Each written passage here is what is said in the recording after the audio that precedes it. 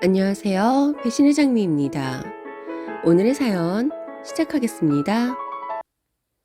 나이 30이 되도록 연애 한번 제대로 못 해본 저였는데 한 남자를 만나면서 결혼을 꿈꾸었습니다.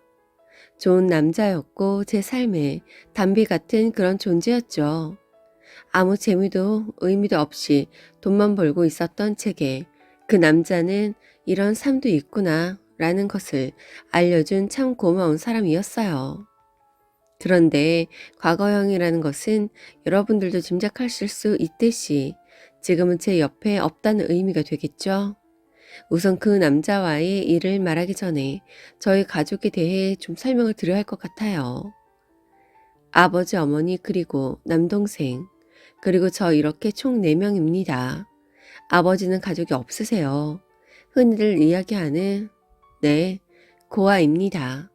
혼자의 몸으로 힘든 삶을 버티신 분이고 어떻게든 살아야 했기에 꾸역꾸역 자신의 몸을 혹사시키면서 지금의 제 아버지로 살고 계신 분이세요. 아버지는 집에서 전혀 말씀이 없으신 분이고 가족에게도 별 관심이 없으신 분이에요. 하지만 한 가지 그분의 관심사가 있었으니 그건 바로 돈이었습니다. 아버지의 모든 것은 돈으로만 직결이 되어 있었어요. 그게 나쁘다라는 것이 아니라 돈이 없으면 삶이 얼마나 피폐해지고 나락으로 떨어지는지 잘 알고 계시는 분이기에 돈에 대해 더 악착 같을 수밖에 없으셨던 거겠죠. 남동생이나 저나 공부에는 영 소질이 없었기에 대학 같은 거 꿈도 꾸지 않았습니다. 가고자 하는 마음만 있었으면 어디든 갔겠죠. 하지만 간판으로 내세울 수 있는 곳이 아니면 다 허울이라고 하셨고 돈 낭비다 하는 아버지로 인해 일찌감치 대학 진학은 포기를 했었지요. 아버지의 뜻 때문이 아니라 저는 남동생도 마찬가지의 생각이기는 했어요. 항상 사람들은 돈이 있어야 무시를 당하지 않는다. 대학 간판 같은 것도 돈이 있는 사람 앞에서는 다 무용지물이 되는 것이다. 공부머리가 되어서 공부로 성공을 할 수 있다면 모르겠지만 그런 게 아니라면 일찌감치 생활 전선에 뛰어들어 가계 경제에 보탬이 되어야 한다라는 생각이 있었기에 저도 그렇고 남동생도 그렇고 대학 문턱에 들어가 보지 못한 것에 대해 아쉬움은 없었습니다. 고등학교를 졸업하자마자 저는 마트에서 일을 하기 시작했고 지금은 꽤나 경력이 되는 직원이 되어 있습니다. 저는 E로 시작하는 마트에서 일을 하고 있고 저희 어머니는 H로 시작하는 마트에서 일을 하고 있고 남동생은 천안에서 생산직으로 근무를 하고 있고 저희 아버지는 택배 일을 하고 계십니다. 4명의 가족이 벌어오는 돈은 실로 무섭기까지 합니다. 아버지는 하루에 2시간 이상을 주무시질 않으세요. 그 작은 체구에서 어떻게 그런 힘이 나오는지는 모르겠으나 저희 아버지는 피곤함도 모른 채 일을 하고 계시고 가족에게서 다정하신 분은 아니지만 아버지는 저희에게 죽을 때까지 돈을 벌어야 한다라는 산 교육을 해주시는 분이기는 합니다. 이런 생활에 대해 불만을 가져본 적은 없었어요. 재미없는 일상이기는 했지만 저축하는 재미와 제가 사고 싶은 것에 하나하나 마련하면서 그냥 그럭저럭 살만 했었고 제 삶에 만족하기는 했습니다. 다른 여자들처럼 꾸밀 줄 모르고 예쁜 얼굴도 아니고 게다가 날씬하지도 못한 저는 일 끝나면 치킨에 맥주 한 캔 하면서 제 방에서 영화 보는 게 낙인 그런 사람이었습니다. 그러다가 한 남자를 만나게 되었어요. 예쁘지 않은 제게 예쁘다고 말해주는 사람이었고 쉬는 날엔 집에 퍼질러 있기 바쁜 저를 바깥으로 불러내어 주는 사람이었고 사진 찍기를 극도로 싫어하는 저를 자신의 핸드폰 카메라에 연신 담아주는 그런 다정한 사람이었습니다.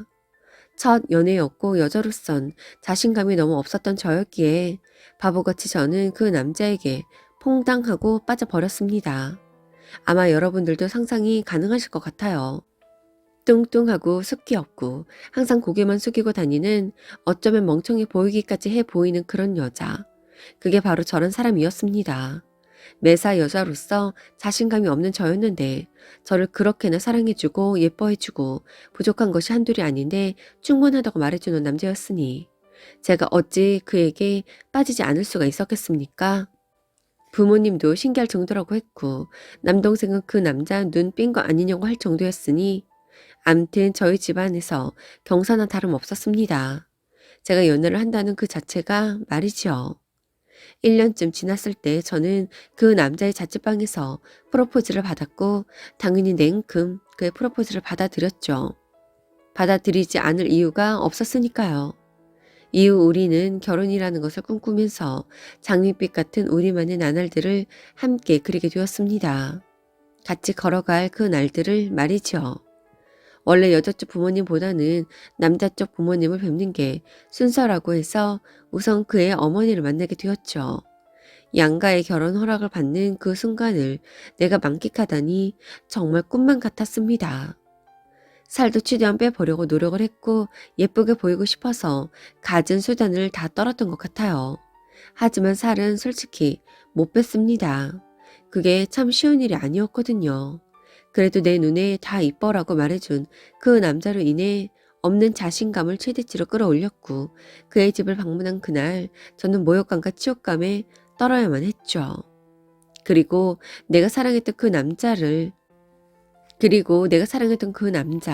저를 사랑했을 거라고는 생각을 해요.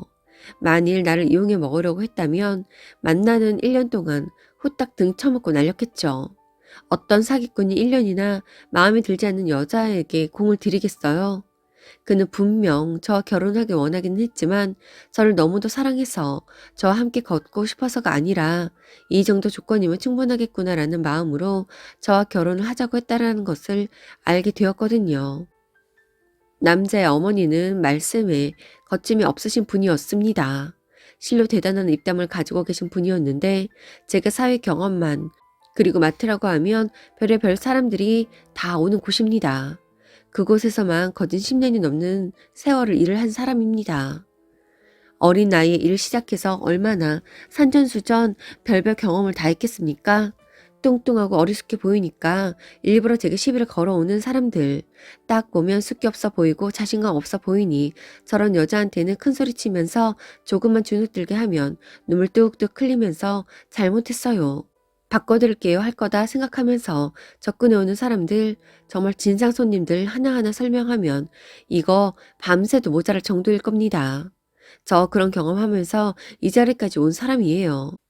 남자의 어머니 입담 장난 아니었지만 세신 분이구나라는 정도면 타격이 왔지 제게 진심으로 쾅 하고 부딪히는 건 없었어요. 그런데 그 옆에 있는 남자의 태도가 계속 걸리더라고요. 남자의 어머니가 하시는 말씀에 다 동조를 했거든요. 그러면서 우리 누구는 잘할 거야. 엄마 우리 누구가 얼마나 착한데. 우리 누구는 내 말이라면 다 들어줄 거야 라고 동조를 하더군요. 남자의 어머니가 제게 이야기한 건 바로 이런 거였습니다. 너는 참 부족한 아이다. 우선 배운 것도 없고 바로 생활 전선에 뛰어들었다고 하는데 그게 생활력이 강하다라고 말을 할 수 있지만 사실은 그만큼 배움이 짧다고도 할 수 있는 거다. 그래도 우리 아들이 좋다라고 하니 너의 배움이 짧은 것에 대해서 내 거론은 하지 않겠지만 시간 날 때마다 기본적인 상식 같은 것은 익혀두는 것이 좋을 것이다. 사람이 살면서 가장 중요한 게 서로 대화가 통해야 하는 것인데 배운 우리 아들과 배움이 짧은 네가 대화가 통하면 얼마나 통하겠느냐. 연애 기간 동안은 다 좋아 보일 테니 부족해도 넘어가겠으나 결혼은 또 다른 것이다. 결혼하고 나면 서로 죽고 못 살던 것들도 성격이 안 맞아 헤어지고 난리 버거지를 치는데 결혼 생활을 슬기롭게 유지하고자 한다면 네가 지금보다 많은 노력을 기울여야 할 것이다. 우리 아들이 너에게 실망하지 않도록 말이지. 이 정도는 예상했었습니다. 제가 이것저것 찾아보니까 대학 안 나온 며느리들이면 시어머니들 당연히 무시하고 든다고 하더라고요. 이럴 때 발끈하는 게 아니라 그냥 묵묵히 들어주는 게 피자 평화를 유지하는 거라고 사람들이 댓글로 써놓았기에 웃으면서 넘어갔죠. 그리고 사실은 사실이었으니까요. 남자는 대졸이고 저는 고졸이고 이건 부정할 수 없는 사실이었기에 노력을 하겠다라고 넘길 수가 있었죠. 그리고 살 문제도 그렇습니다. 빼야겠죠. 제 평생의 과제이기는 합니다. 저도 빼고 싶은데 이게 참 쉽지가 않아요. 한번 쪄버린 살을 덜어내는 건 절대로 쉬운 일이 아니었거든요. 물론 핑계일 수도 있겠지만 모든 다이어트가 자신의 의지대로 된다면 세상에 비만이란 질병이 어디 있고 다이어트 약이란 것이 어떻게 나올 수 있었겠습니까? 의지만으로 절대 되지 않는 것이니 약도 나오고 시술도 나오는 거 아니겠어요? 살 또한 저의 문제점이고 흠일 수는 있는 부분이었기에 웃으면서 넘길 수 있었어요. 그리고 저도 정말 결혼이라는 걸 하게 되면 예쁜 드레스를 입고 싶었기에 다이어트를 할 생각이기는 했었습니다. 그 이후로도 시어머니에 대한 공경의 문제, 효도의 문제, 그리고 이세 계획에 대한 문제 등등 몇 시간 되지도 않는 시간들이었는데 한 이야기들을 종합해보자면 마치 일주일 정도 합석을 하면서 잔소리를 들은 것만 같았습니다. 저는 묵묵히 듣고 있고 남자의 어머니는 계속 말씀을 하시고 남자는 옆에서 그렇지 그렇지 하면서 거들고 암튼 그런 상황들이었는데 남자의 어머니가 쐐기를 박는 말씀을 하시더군요. 이 말은 그 어디에서도 나온 적은 없는 말이었고 하다못해 저희 마트에서 일하는 아주머니들도 제게 조언해 주지 않은 그런 분야였던 말이었죠. 당황했다기보다 바로 눈치를 챌 수가 있었습니다. 앞서 이야기한 조건에 맞으니까 나란 여자는 수능만 할 것 같으니까 나를 지금 이 자리에 있게끔 한 거구나라는 것을요. 죽도록 사랑해서가 아니라 나란 여자를 아내로 맞이하고 며느리로 맞이하면 적당하게 굴리면서 이용해 먹을 수 있겠구나. 이거 보니까 남자 손도 제대로 못 잡아본 여자 같은데 툭 하고 건드리면 지 부족한 점 아니까 쪼르르 하고 달려올 애구나 라고 생각을 하고 만만하게 본 거였죠. 우리 아들 말이 맞기는 했네. 말 대꾸 한번 안 하고 가만히 듣는 거 보면. 그래도 말이 통하기는 하네. 그 점은 참 마음에 든다. 여자가 순한 맛이 있어야 해. 요즘 것들은 머리에 조금 뭐 들었다고? 요즘 세상에 그런 여자가 어디 있냐는 둥. 지금 대리 효도를 원하는 거냐는 둥. 난리를 치는데 너는 가만히 듣고 있으니까 참 좋다. 그리고 한 가지 더가 있는데 결혼식에 돈 많이 쓸 생각하지 마.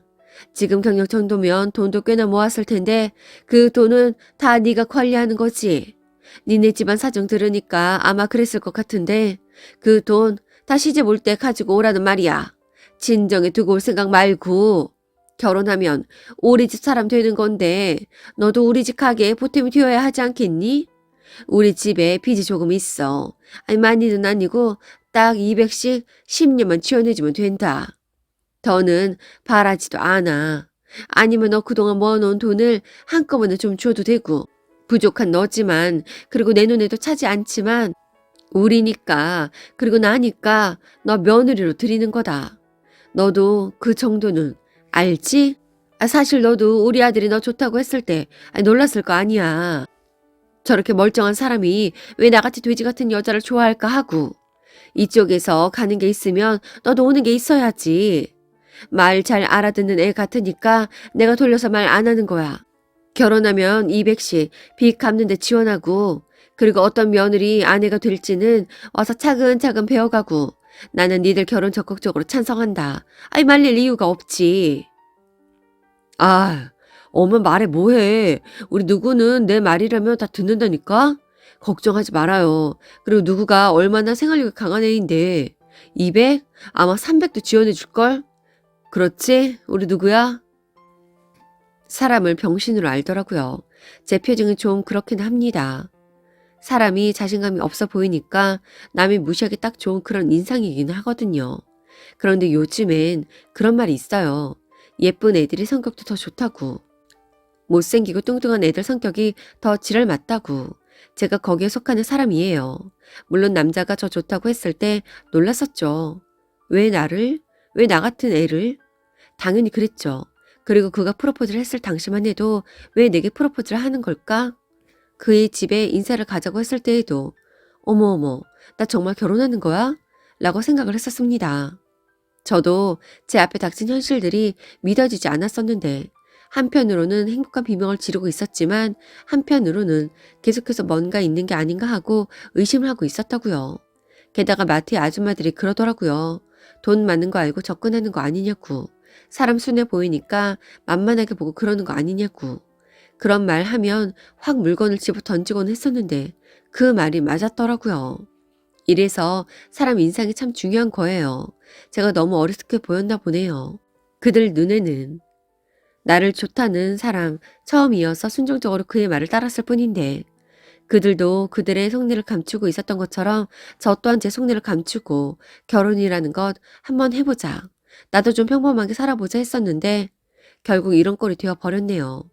아무렇지 않게 무시하듯 이런 이야기를 해도 너는 전혀 대꾸 안 할 거지 라는 듯 그 표정 하고 있는 남자와 남자의 어머니 얼굴을 물끄러미 쳐다보았습니다. 그리고는 혼자 속삭였어요. 사람을 병신으로 알고 있네. 그러자 남자가 뭐라 그랬냐고 묻더라고요. 그래서 큰 소리로 다시 한번 말했습니다. 사람을 병신으로 알고 있다고. 아, 지금 내가 너무 잘못 온 거지? 아줌마들이 돈 이야기 분명히 할 거다라고 했을 때 파 대가리로 쳐 버리고는 했었는데 아쉽네. 여기엔 파 대가리가 없어.